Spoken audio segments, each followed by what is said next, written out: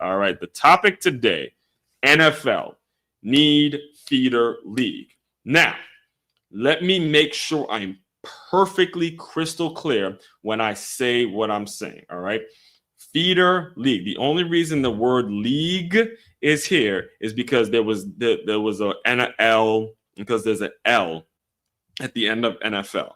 The NFL doesn't necessarily need another league, because this has been the issue that I have spoken about over and over and over and over. And you could pull my receipts, you can look up my name, and you can look up feeder system, and I've talked about it over and over again. In fact, I have a whole chapter in this book. I'll show you right here. The chapter in this book that says the value of a feeder system. This is what the NFL needs. The NFL needs a feeder system. What we saw now, and I'll be 100% honest with you, when I first heard the news, when the news broke this past Friday morning, and this guy walked off the field in the middle of the game, in the third quarter, he walks off the field.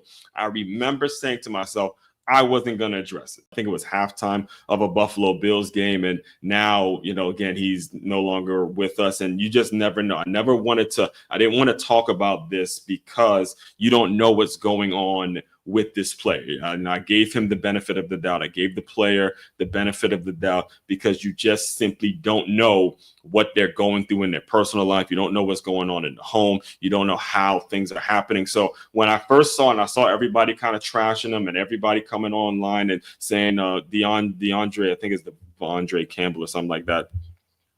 When I first saw everyone trashing him online, I said to myself, you know what?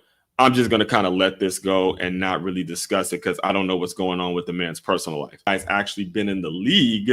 That's when I was like, okay, this is something now that I have to address, and I have to make sure I'm on record stating, because it shows the broken system in the NFL, that somebody like this has even been in the league for as long as he's been in. So I got a couple of clips to play for you guys. And then once I play the clips, I'll break down exactly what a feeder system looks like, why the NFL needs to go to one, and why it's so important, guys. Listen, it's so important. If you love football, if you want to see football actually survive, this needs to happen yesterday. It needs to happen yesterday, because you cannot continue to have this system. And this is why I was telling you earlier, I can't watch the NFL draft. I can't support that nonsense no more. I don't. I depend on shows like this to get information, to get facts I know I'm getting from a trusted source.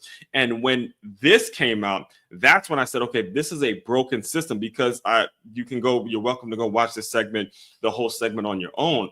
But what was being said by all four of them was the fact that we can't even say, oh, this is just a young guy who don't know better.